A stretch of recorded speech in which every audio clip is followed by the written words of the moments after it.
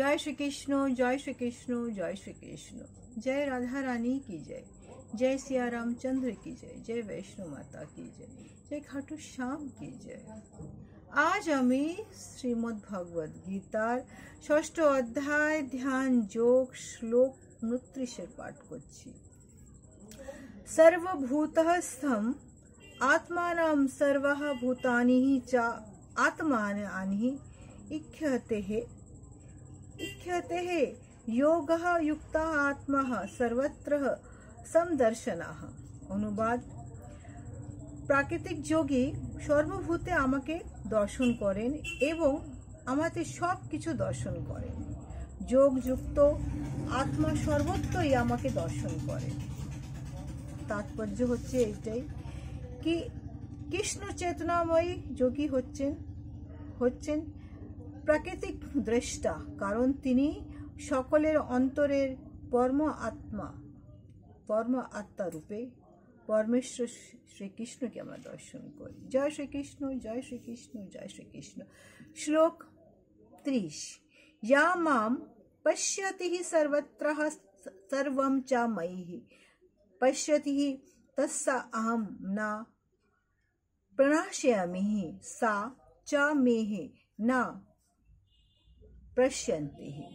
অনুবাদ: যিনি সর্বত্র আমাকে দর্শন করেন এবং আমাতেই সমস্ত বস্তু দর্শন করেন, আমি কখনো তার দৃষ্টি অগোচর হই না এবং তিনি আমার দৃষ্টির অগোচর হন না। তাৎপর্য হচ্ছে এটাই কি কৃষ্ণ কৃষ্ণ হরে কৃষ্ণ হরে কৃষ্ণ।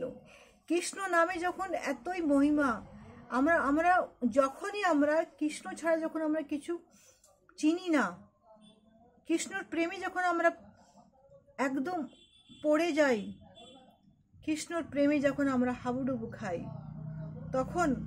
তখন আমরা সমস্ত জড় বন্ধন থেকে মুক্ত হতে থাকি।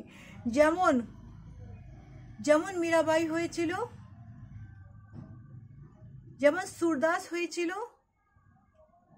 যেমন রসখান হয়েছিল কৃষ্ণ নামে। কৃষ্ণ নাম বড় মধুময়। সেই কৃষ্ণের নামে যখন আমরা প্রেমে যখন আমরা হাবুডুবু খাই, তখন আমাদের কৃষ্ণ প্রেমে যখন হতে থাকে, তখন ভক্ত ও ভগবানের মধ্যে এক নিবিড় অন্তরঙ্গ সম্পর্ক সৃষ্টি হয়।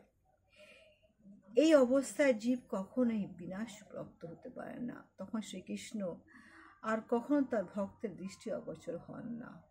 শ্রীকৃষ্ণের সঙ্গে লীলা হয় সমস্ত আত্মার একদম স্বতন্ত্র হয়ে। সে ভক্ত কখনোই এটা ভুলে যায় না। তখন স্বয়ং শ্রীকৃষ্ণ তো ভুলে যায় কি আমি আর ভক্ত যেন এক হয়ে গেলাম।